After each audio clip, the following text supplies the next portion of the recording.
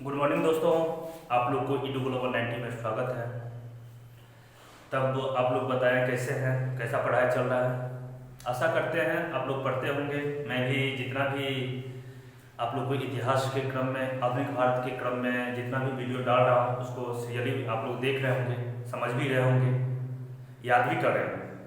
आशा करते हैं जो भी एग्जामिनेशन आने वाला होगा और उसमें बैठिएगा जब आप और उसको पूर्ण रूप से आप सीरीज को देख रहे होंगे तो जो भी टॉपिक पढ़े हैं और उस टॉपिक से संबंधित यदि सवाल पूछा जाएगा तो मैं दावा के साथ बोलता हूं और आप लोग भी को भी देखेंगे, एग्जाम में बैठेंगे तो 100% सवाल आएगा ही आएगा, इसी से आएगा।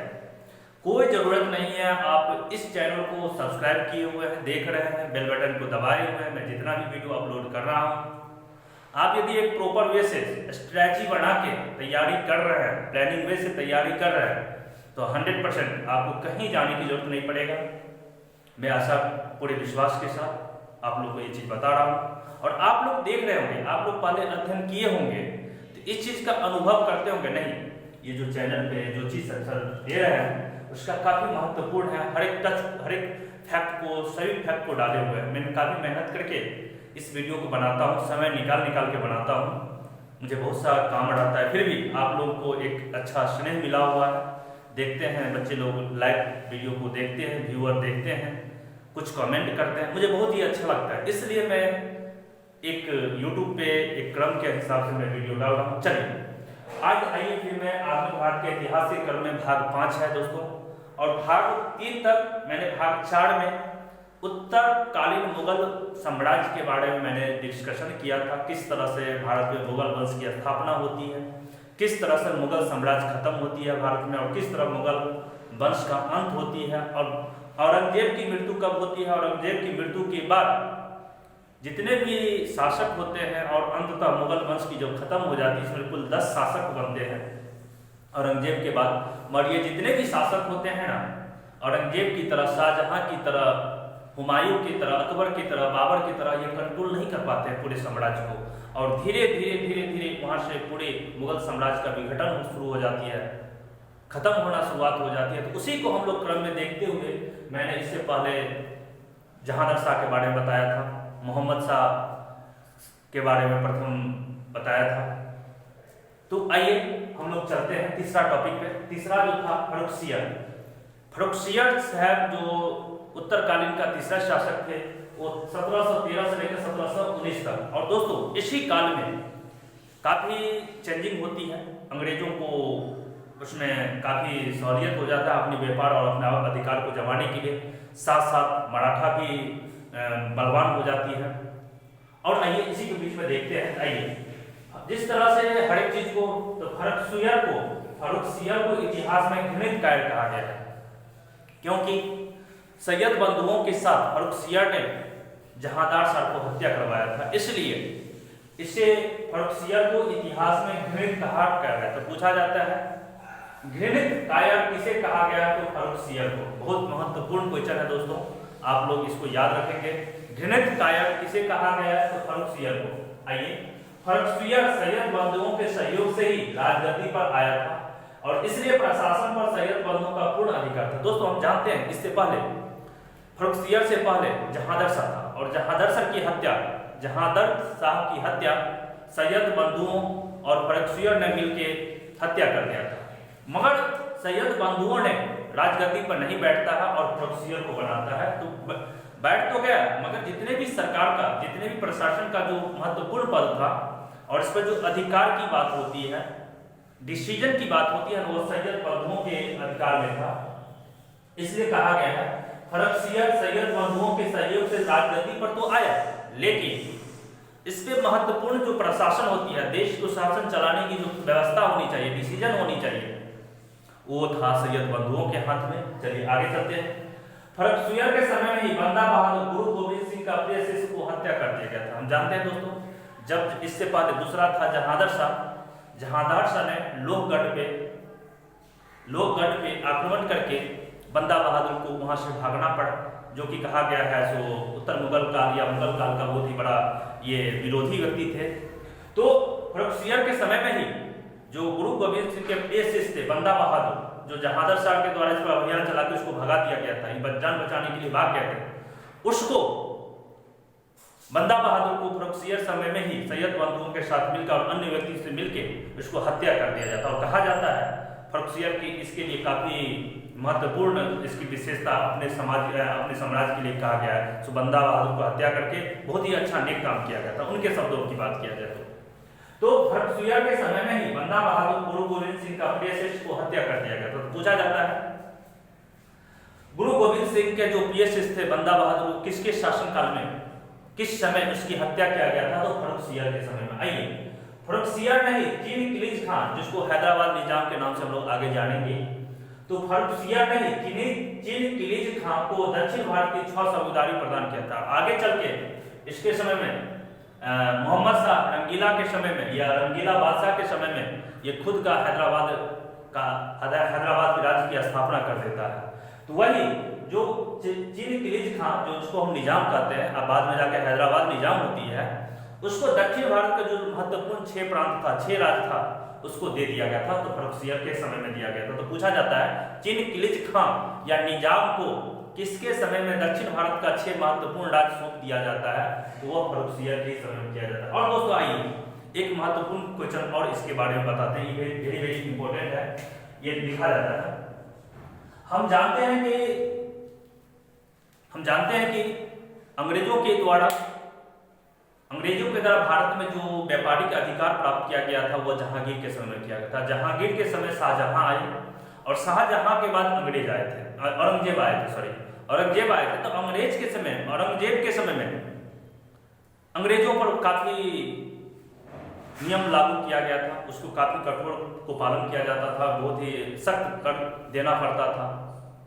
तो उस समय बहुत सा नहीं कर देने के विरोध में औरंगजेब ने अंग्रेजों से बहुत सा अधिकार छीन लिया गया था, जिसमें व्यापारिक अधिकार भी छीन लिया गया था।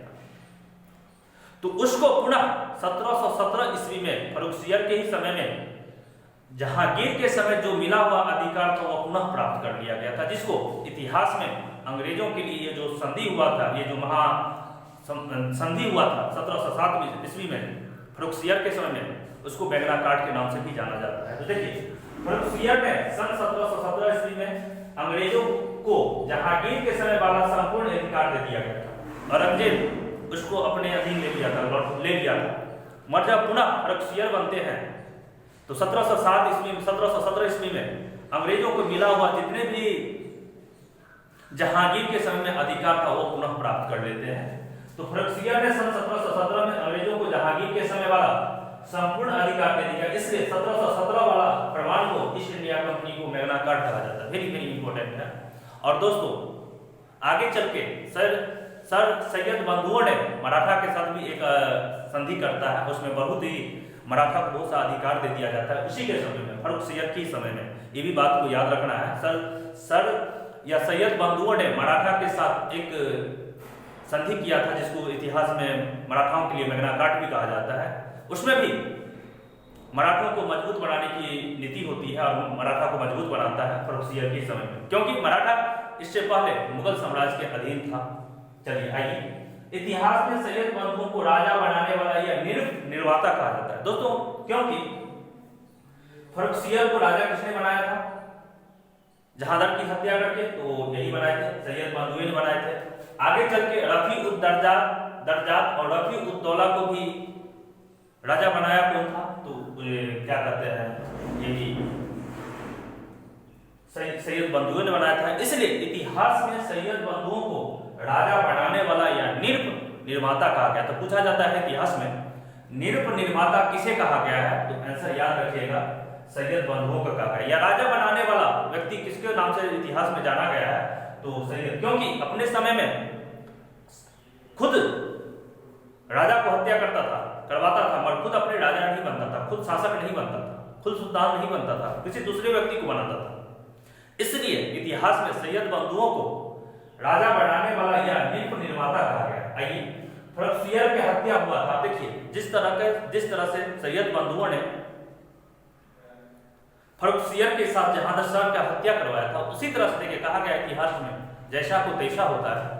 देखिए जिस तरह से फर्रुखसियर सैयद बंधुओं के साथ जहांगीर शाह की हत्या करता है, उसी तरह से सैयद बंधुओं और साहू के साथ, मराठा के रहने वाले थे साहू जी, तो सैयद बंधुओं और साहू के साथ मिलकर फ़र्रुखसियर को हत्या करा देता है, क्योंकि हो सकता है आगे चल के अपने शासन प्रशासन में फ़र्रुखसियर काफी डाइट किया होगा, सैयद बंधुओं को हटाने की कोशिश किया गया होगा, इसलिए सैयद बंधुओं ने सोचा होगा मैं खुद इसको मैं राजा बनाऊं और मेरे पर ही इस तरह की व्यवस्था लागू कर रही है, तो उसने अपने रास्ता से हटाने के लिए साहू मराठाओं के साथ मिलकर सैयद बंधुओं ने फ़र्रुखसियर की हत्या कर दिया था। और फ़र्रुखसियर की हत्या करने के बाद पुनः रफ़ी-उद-दरजात और रफ़ी-उद-दौला को बनाता है। पहले बनाते हैं रफ़ी-उद-दरजात को, जो योग्य नहीं होते हैं, और कुछ दिनों के लिए रफ़ी-उद-दौला को 1719 में कुछ महीनों के लिए बनाते हैं।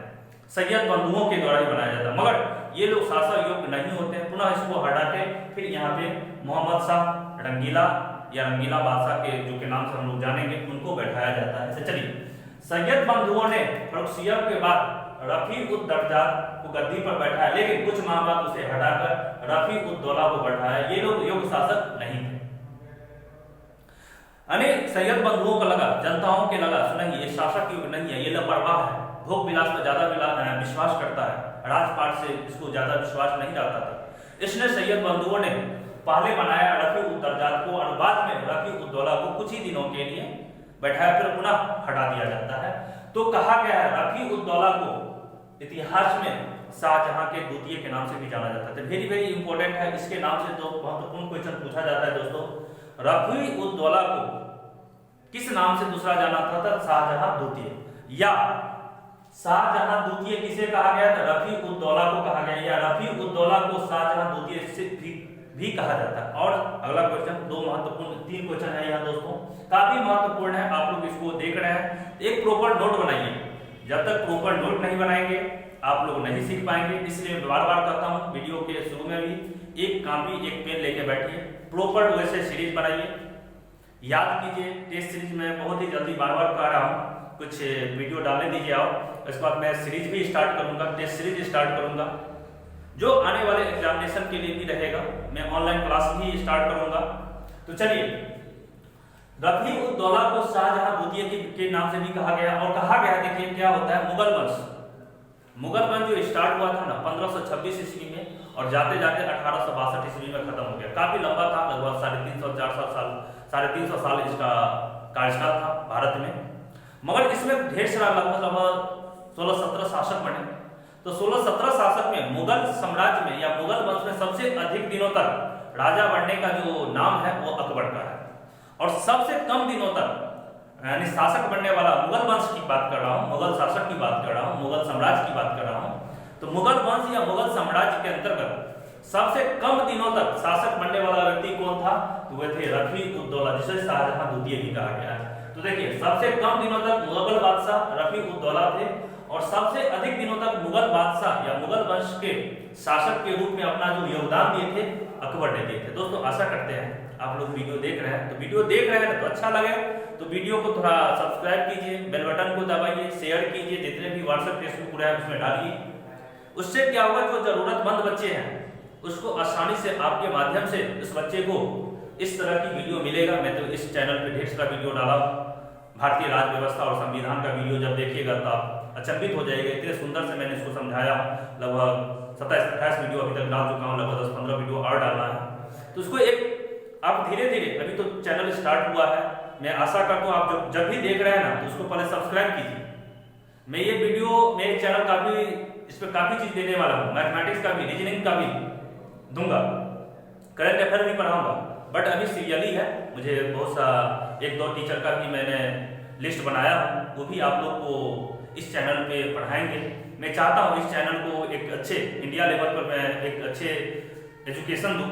चलिए आगे चलते हैं। इसके बाद जब ये रफ़ी-उद-दरजात और रफ़ी-उद-दौला जब हट जाते हैं तो 5वां नंबर पे मोहम्मद शाह, जिसको इतिहास में रंगीला बादशाह के नाम से भी जाना जाता है, उसे 1719 से लेकर 1748 तक भारत में मुगल वंश के रूप में, मुगल वंश के शासक के रूप में वो अपना योगदान दिए थे।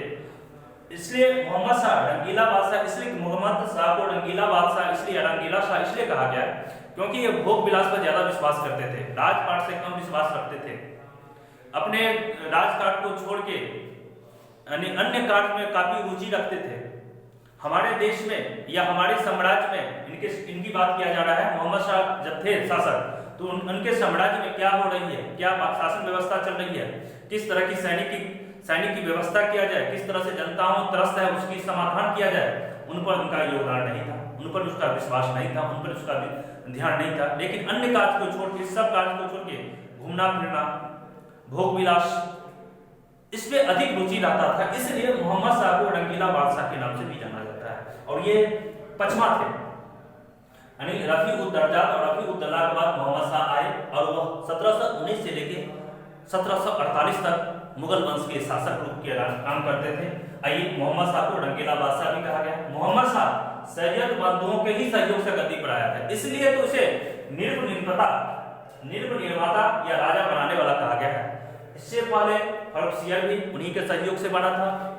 रफी-उद-दर्जात और रफी-उद-दौला भी सैयद बंधुओं के ही सहयोग से बना था। और मोहम्मद शाह, जिसके रंगीला बादशाह हम लोग इतिहास में कहते हैं, वो भी सैयद बंदियों के सहयोग से बना था। इसलिए दोस्तों, इतिहास में इसे राजा बनाने वाला या निर्माता सैयद बंधुओं को कहा गया। ये महत्वपूर्ण क्वेश्चन है। और चलिए आगे चलते हैं। ये 3 महत्वपूर्ण क्वेश्चन है। रफी-उद-दौला को शाहजहां द्वितीय भी कहा गया है। सबसे कम दिनों तक मुगल बादशाह रफी-उद-दौला को कहा गया है और सबसे अधिक दिनों तक मुगल बादशाह के रूप में अकबर ने अपना सहयोग दिया था। आइए आप देखिए, अगला महत्वपूर्ण क्वेश्चन है, काफी इंपॉर्टेंट है। मोहम्मद शाह के ही समय में सन 1739 में पूछा जाता है, किस मुगल बादशाह के समय में विदेशियों का आक्रमण हुआ था? तो वो था मोहम्मद शाह, क्योंकि ये भोग विलास पर ज्यादा विश्वास करते थे, सैनिक व्यवस्था पर कम ध्यान देते थे। इसीलिए सन 1739 में करनाल, जो कि वर्तमान में हरियाणा में करनाल में 1749 में एक नादिर शाह के साथ मोहम्मद शाह का युद्ध होता है और उसमें मोहम्मद शाह पराजित होते हैं और बंदी बना लिया जाता है। तो मोहम्मद शाह के समय में नादिर शाह ईरान का आक्रमण हुआ था। तो पूछा जाता है, ईरान के जो एक नादिर शाह थे या नादिर शाह ईरान के रहने वाले थे, किस मुगल वंश के राजा के समय भारत पर आक्रमण हुआ था? तो वो था Mohammad Shah. Very very important. और युद्ध भी होता है कब? तो ये भी पूछा जाता है, नादिर शाह जो ईरान के बारे रहने वाले थे, भारत पर कब आक्रमण किए थे? तो सन 1739 में किए थे। किस राजा के समय में किए थे? किस शासक के समय में किए थे? मोहम्मद शाह के समय में किए थे। और कहां पर किए थे? तो करनाल हरियाणा में किए थे। और उसमें विजय कौन हुआ था?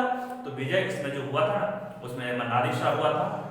और यहाँ मोहम्मद शाह हार जाते हैं और हारने के बाद नादिर शाह के द्वारा मोहम्मद शाह को, नादिर शाह के द्वारा जो ईरान के रहने वाले थे आक्रमण किया था, विदेशियों का, ईरान का रहने वाला था, उसने मोहम्मद शाह को बंदी बना लिया जाता था। ये भी क्वेश्चन पूछा जाता है, मुगल वंश का या मुगल साम्राज्य का कौन सा शासक था जिसको विदेशियों ने बंदी बना लिया गया था? तो मोहम्मद शाह।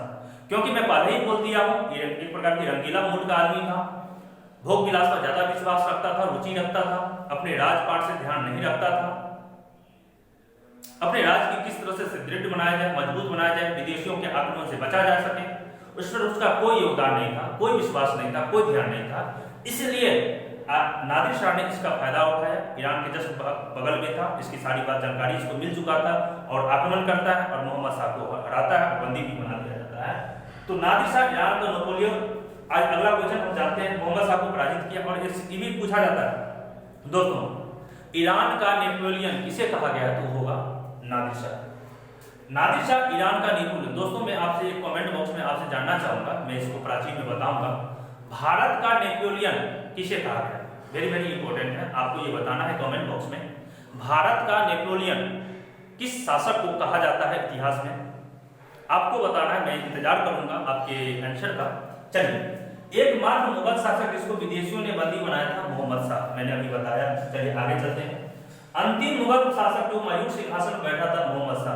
देखिए दोस्तों, क्या होता है, जब नादिर शाह का आक्रमण होता है तो करनाल हरियाणा में जब विजय होता है तो वो दिल्ली पर भी आक्रमण करता है। और दिल्ली पर आक्रमण जब करता है तो वहां पर जितने भी मुगल शासक बैठते थे, उसके लिए एक कुर्सी होता था, सिंहासन होता था, जिसको मयूर सिंहासन कहते थे। तो मयूर सिंहासन पर ही एक कोहिनूर हीरा का इस पे चिपका हुआ था, इस पे हीरा लगा हुआ था। तो ये भी पूछा जाता है, जब ये नादिर शाह इस पर आक्रमण किया, भारत पे, तो दिल्ली को भी विजिट कर लेता है, जिसपे तो वहां से क्या करता है, पराजित करने के बाद, मोहम्मद शाह को पराजित करने के बाद वो मयूर सिंहासन के शासक कोहिनूर हीरा को भी अपने साथ ईरान लेके चला जाता है। तो वही पूछा जाता है, अंतिम मुगल शासक जो मयूर सिंहासन पर बैठा था तो कौन था? मोहम्मद शाह था, क्योंकि बाबर से आते आते अंतिम में ये मुगल सिंहासन को नादिर शाह के द्वारा ले गया। तो यही पूछा जाता है, ये भी महत्वपूर्ण क्वेश्चन है, अंतिम मुगल शासक जो मयूर सिंहासन पर बैठा था तो मोहम्मद शाह था। अब क्या होता है, मयूर सिंहासन और कोहिनूर हीरा ईरान ले गया था, तो कौन ले गया था? नादिर शाह। अब ये महत्वपूर्ण क्वेश्चन है दोस्तों, फर्रुखसियर के समय में निजाम को, या इसी को हम लोग कहते हैं चिनकिलिच खां को, दक्षिण भारत का 6 महत्वपूर्ण प्रांत दिया था। तो उसी का जब ये मोहम्मद शाह थे, उसी के समय में ये लापरवाह व्यक्ति थे, उसी के समय में चिनकिलिच खां, जिसको निजाम के नाम से जानते हैं, उसने जो दक्षिण भारत का जो 6 महत्वपूर्ण प्रांत दिया गया था, उस सभी को मिला के एक हैदराबाद राज्य की या हैदराबाद प्रांत की स्थापना कर देती है और उसे निजाम के नाम से जानते हैं, और वो खुद अपने वहाँ के शासक बन जाते हैं, जिसको हैदराबाद के निजाम के नाम से जानते हैं। तो ये भी महत्वपूर्ण है। पूछा जाता है हैदराबाद की स्थापना किसके समय में हुआ था, उसके शासक कब बने थे, अब कब हुआ था? लिखा हुआ मोहम्मद शाह के समय में ही निजाम का मतलब चिनकिलिच खां ने दक्षिण भारत के 6 प्रांतों को मिलाकर हैदराबाद सन 1724 ईस्वी में, क्योंकि इनका कार्यकाल होता है 1719 से लेकर 48 तक, इसी बीच में ये तो लापरवाह व्यक्ति होते हैं। तो चिनकिलिच खां ने, इसको निजाम कहते हैं, उसने इसका फायदा उठाया, उसका काफी देखा। तो ये तो मुगल साम्राज्य का जो ये मोहम्मद शाह है काफी लापरवाह, इसकी सैनिक व्यवस्था बहुत ही काफी कम है, और वहां पर भी ये क्या करते हैं, मिल के करते हैं। मोहम्मद शाह के समय में ही निजाम ने दक्षिण भारत के 6 प्रांतों को मिलाकर हैदराबाद 1724 में राज्य की स्थापना कर देता, और उसके द्वारा मोहम्मद शाह के द्वारा भी इस निजाम को एक उपाधि दिया जाता है। दोस्तों आपको बताना है कमेंट बॉक्स में किस उपाधि से नवाजा गया था, यानी मोहम्मद शाह के द्वारा निजाम को यानी चिनकिलिच खां को किस उपाधि से नवाजा गया था। आपको भी ये दूसरा क्वेश्चन है। मैंने पहला बोला था भारत का नेपोलियन किसे कहा गया है, ईरान का नेपोलियन नादिर शाह को कहा गया, भारत का नेपोलियन किसे कहा गया, ये क्वेश्चन बताना है।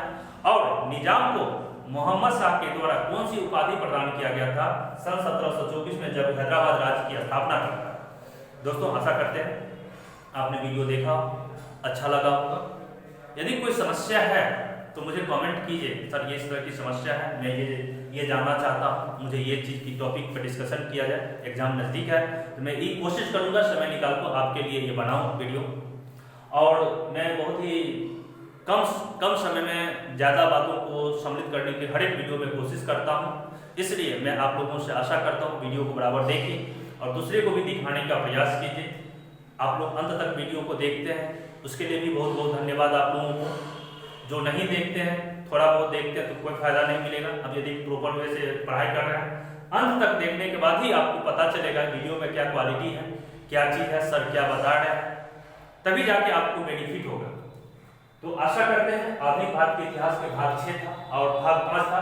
भाग 6 में मोहम्मद शाह के बाद अभी 5 शासक और होते हैं उत्तर मुगल कालीन के अंतर्गत, तो मैं कोशिश करूंगा छठा वीडियो में टोटल का टोटल, क्योंकि आप आगे वाले जितने भी शासक होते हैं ना, उतने उनका महत्वपूर्ण योगदान नहीं होता है, विघटन शुरू हो चुका रहता है और बहुत ही जल्दी बहादुर शाह द्वितीय, बहादुर शाह जफर के रूप में मुगल वंश का खत्म हो जाती है 1857 या 1862 के रूप में। थैंक यू दोस्तों, अंत तक वीडियो देखें। फिर पुनः मैं एक बार बोल रहा हूँ हमेशा की तरफ, वीडियो के अंत में मैं हमेशा कहता हूँ वीडियो को सब्सक्राइब कीजिए, शेयर कीजिए, लाइक कीजिए, वॉच कीजिए और दूसरे को भी देखने के लिए कहिए, देखने के लिए कहिए। Thank you very much.